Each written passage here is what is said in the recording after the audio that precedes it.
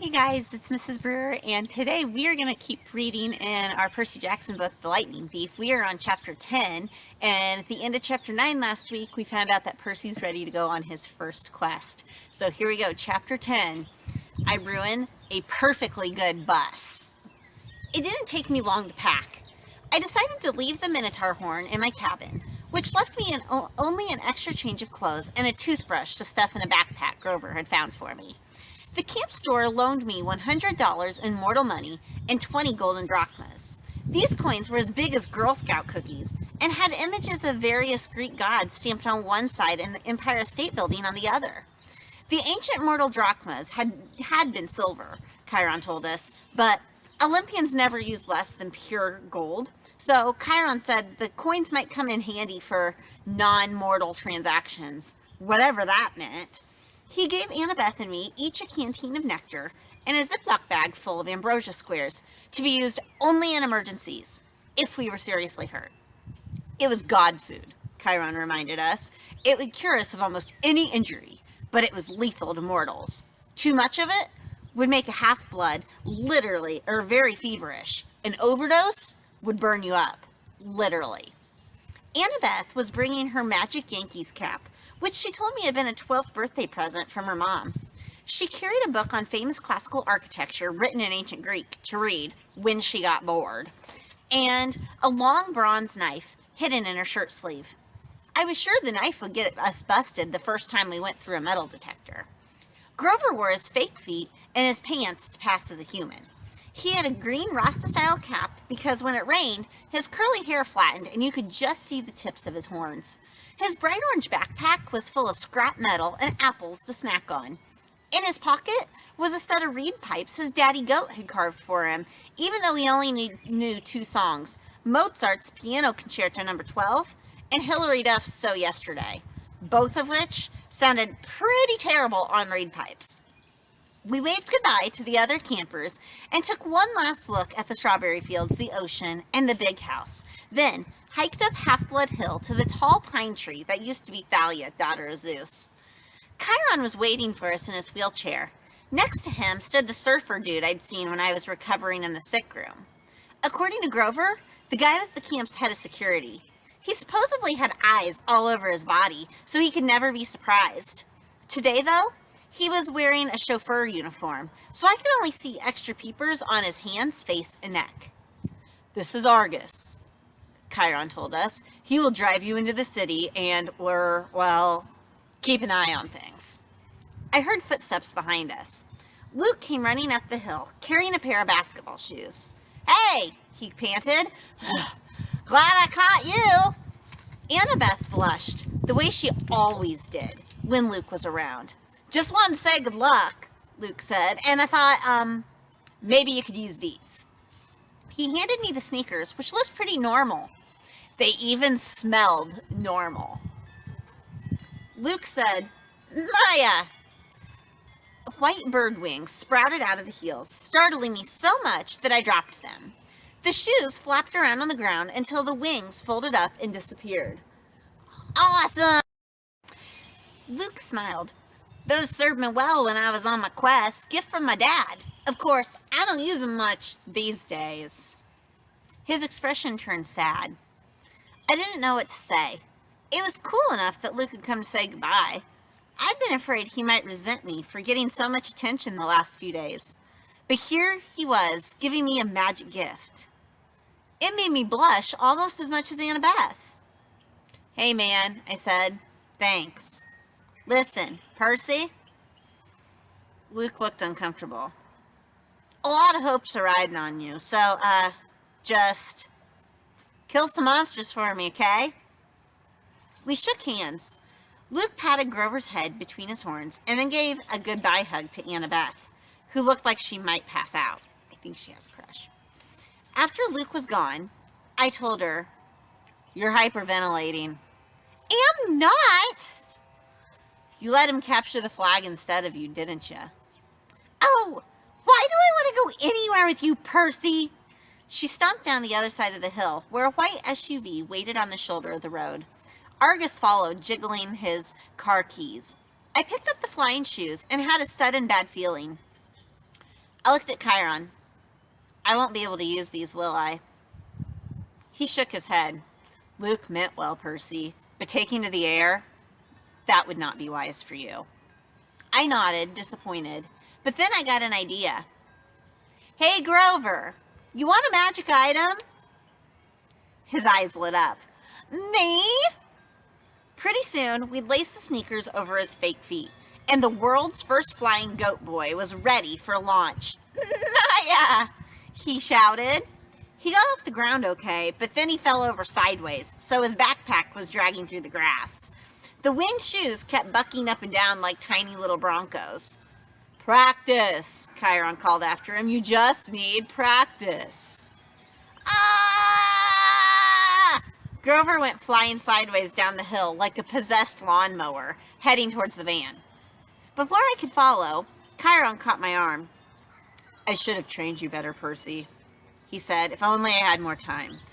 Hercules, Jason, they all got more training. That's okay, I just wish... I stopped myself because I was about to sound like a brat. I was wishing my dad had given me a cool magic item to help on the quest. Something as good as Luke's flying shoes or Annabeth's invisibility cap. What am I thinking? Chiron cried. I can't let you get away without this. He pulled a pen from his coat pocket and handed it to me.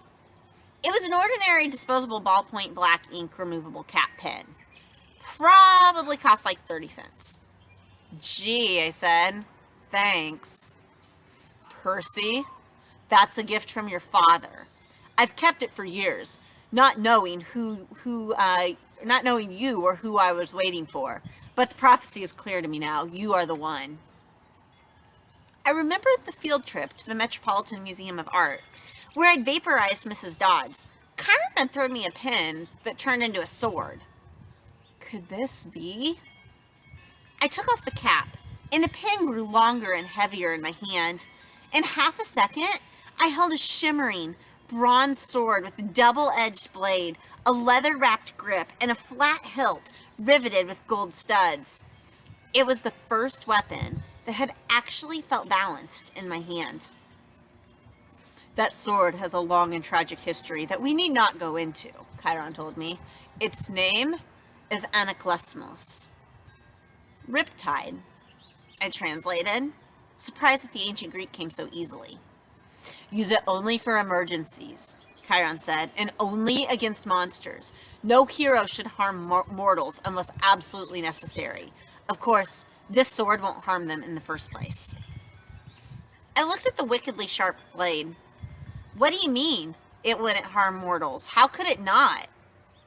The sword is celestial bronze, forged by the Cyclops, tempered in the heart of Mount Etna, cooled in the river Leith.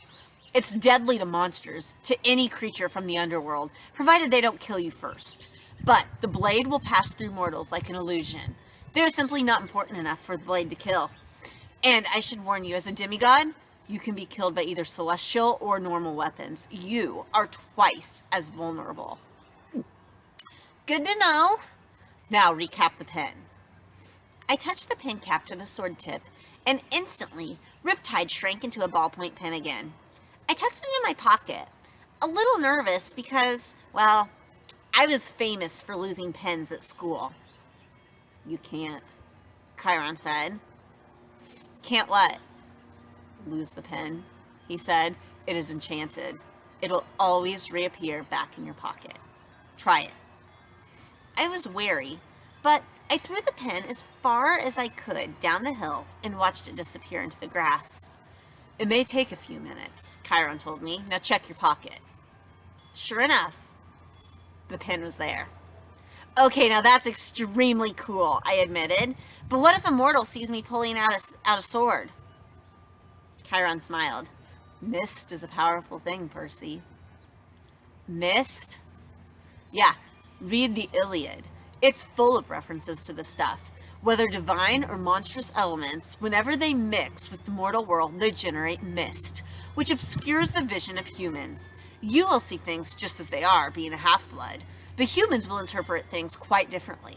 Remarkable, really, the lengths to which humans will go to fit things into their version of reality. I put Riptide back in my pocket. For the first time, the quest felt real.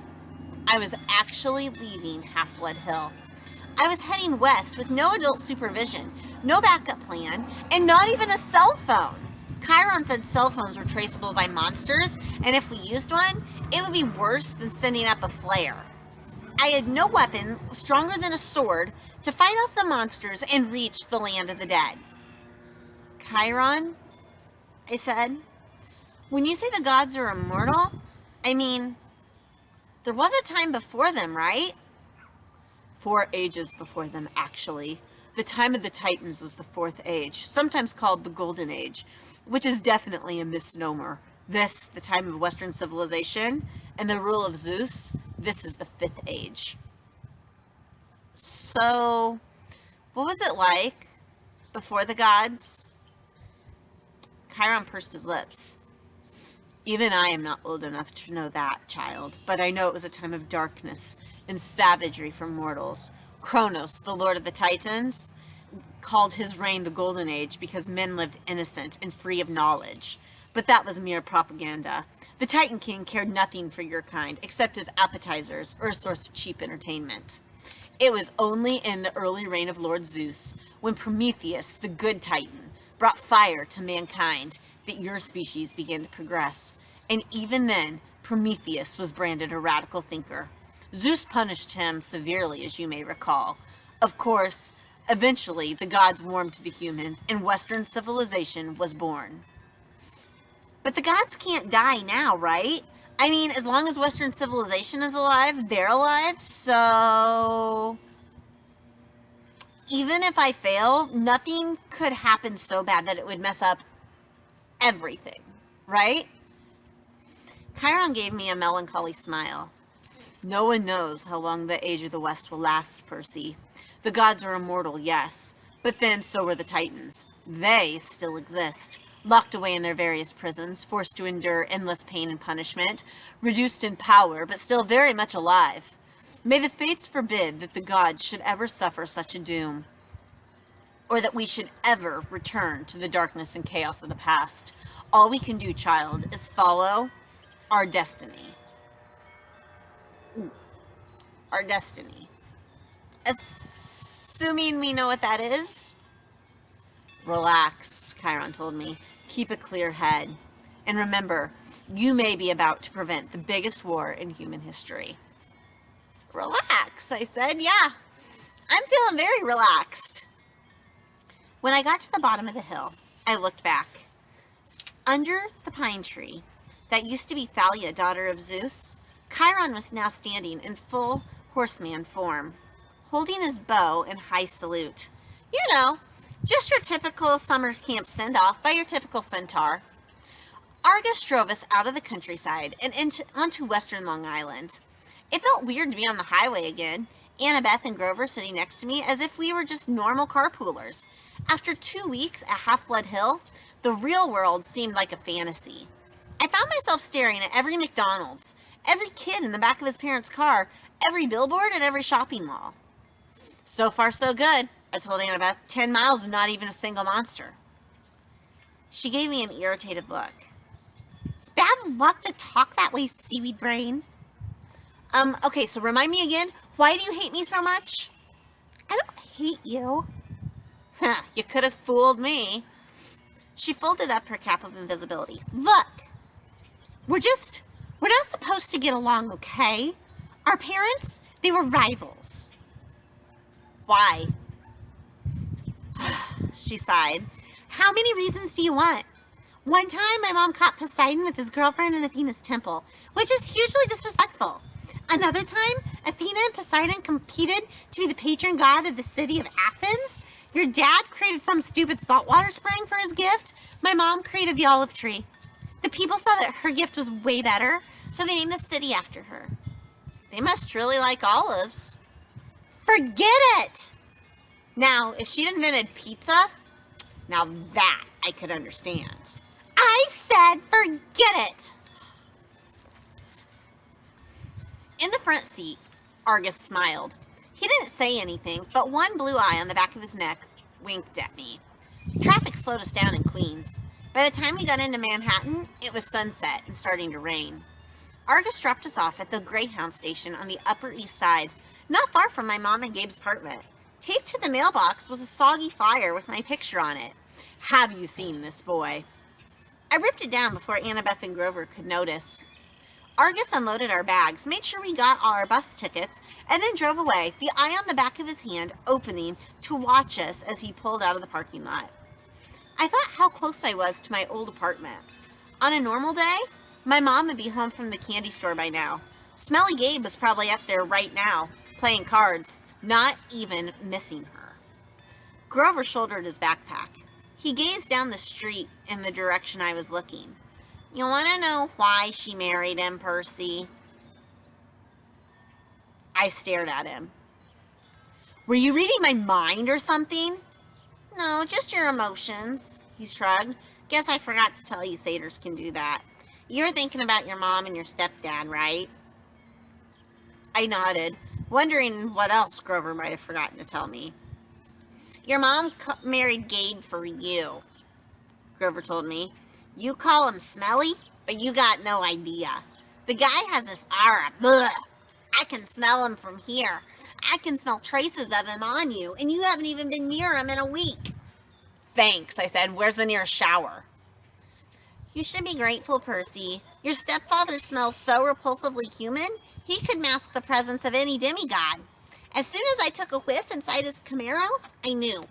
Gabe has been covering your scent for years. If you hadn't lived with him every summer, you probably would have been found by monsters a long time ago. Your mom stayed with him to protect you. She was a smart lady. She must have loved you a lot to put up with that guy, if that makes you feel any better. It didn't, but I forced myself to not show it. I'll see her again, I thought. She isn't gone. I wondered if Grover could still read my emotions, as mixed up as they were. I was glad he and Annabeth were with me, but I felt guilty that I hadn't been straight with them. I hadn't told them the real reason I'd said yes to this crazy quest. The truth was, I didn't care about retrieving Zeus's lightning bolt, or saving the world, or helping my father out of trouble. The more I thought about it, I resented Poseidon for never visiting me, never helping my mom, never even sending a lousy child support check. He'd only claimed me because he needed a job done. All I cared about was my mom. Hades had taken her unfairly, and he was going to give her back. You will be betrayed by one who calls you a friend. The oracle whispered in my mind. You will fail to save what matters most in the end. Shut up, I told it. All right, we're going to stop right there for today. Stay tuned tomorrow to find out what happens and how they blow up a bus. See ya.